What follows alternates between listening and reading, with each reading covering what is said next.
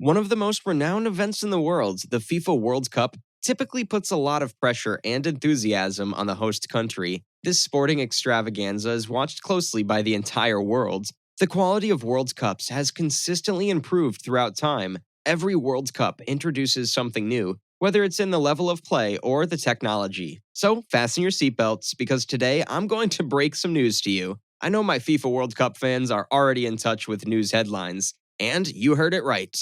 The FIFA World Cup, the pinnacle of football competition, has returned. The event, which is the costliest World Cup ever held, is staged in Qatar, a nation known for its warm Arabian hospitality and tourism attractions. Hosting a World Cup is not cheap and usually requires a huge sum of money. Qatar, the host of the 2022 World Cup, has spent a significant amount of money on the preparations. So, let's go and look into what makes FIFA 2022 the costliest global championship ever. In the last decade, countries like South Africa and Russia have put a lot of time and effort into making its hosting the finest ever. Qatar is trying to outperform them all. To earn the hosting rights, nations are even ready to spend billions of dollars more than their GDP on facilities, demonstrating how hosting a World Cup represents the heights of national pride for any nation. In 2010, FIFA announced that the biggest football event in the world would make its debut on Middle Eastern country. There have been several debates surrounding the 2022 World Cup since then. Here's a fascinating fact regarding the FIFA tournament in Qatar.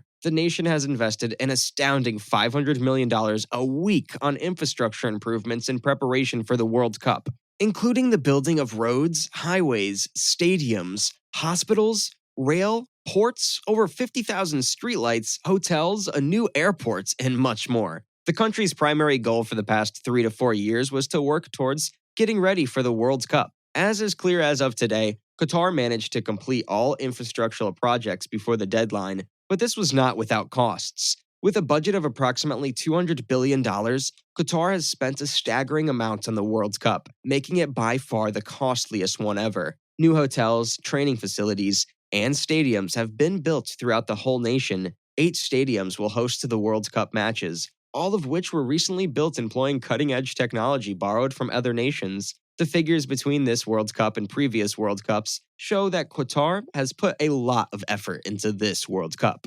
In order to bring international soccer to the Gulf states, Qatar described its bid to FIFA as a bold gamble. However, this gamble was supported by an estimated $220 billion or more in infrastructure investments that, at the time, were deemed essential to achieving both domestic and foreign policy goals. The rumored price tag for Qatar's new stadiums ranges from $6.5 billion to $10 billion, which is a huge rise over the $4 billion initial offer. Qatar is trying to become a new tourist destination in the Middle East, much like the United Arab Emirates. After the World Cup is over, a few of the stadiums will be sold and transported to other countries. The new highways, hotels, and airport will be used to accommodate tourists from all over the world.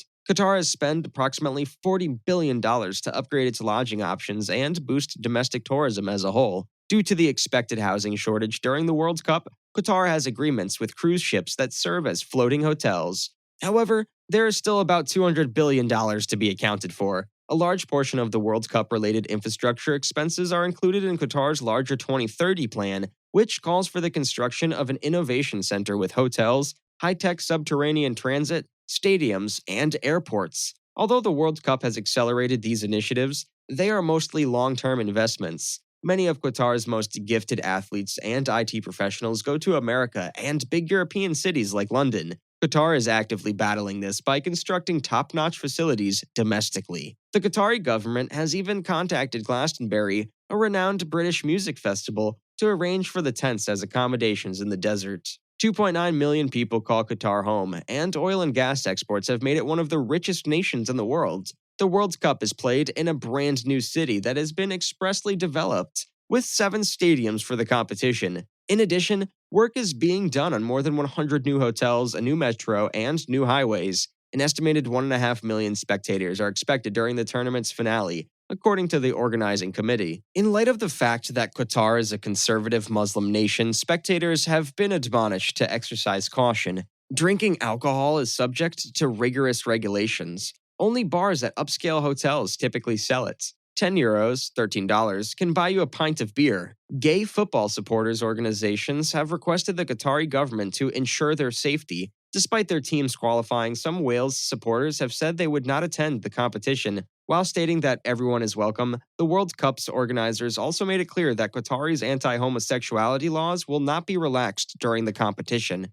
The tournament will take place at several stadiums across the country. These stadiums have been specifically designed and built to host World Cup matches, and they feature state-of-the-art facilities and technology to ensure the safety and enjoyment of players and fans alike. The Khalifa International Stadium, for example, has a seating capacity of 40,000 and has undergone extensive renovations to prepare it for the World Cup.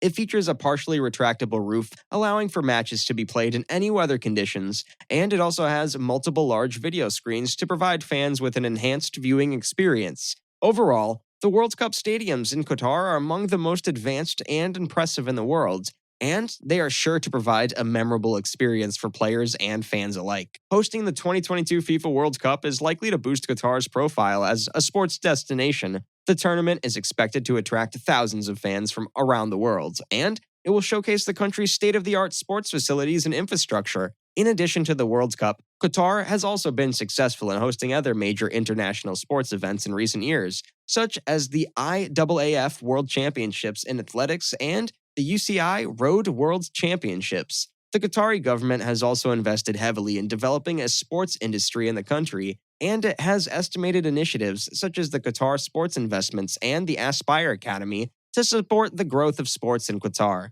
These efforts are likely to continue after the World Cup, and they may help to establish Qatar as a major sports destination in the region and beyond. So, that's all for today's show. I'll get back to you with another video. Don't forget to hit the like and subscribe button and ring the notification bell so that whenever I'll be back with another video, you'll be notified. Thanks for watching.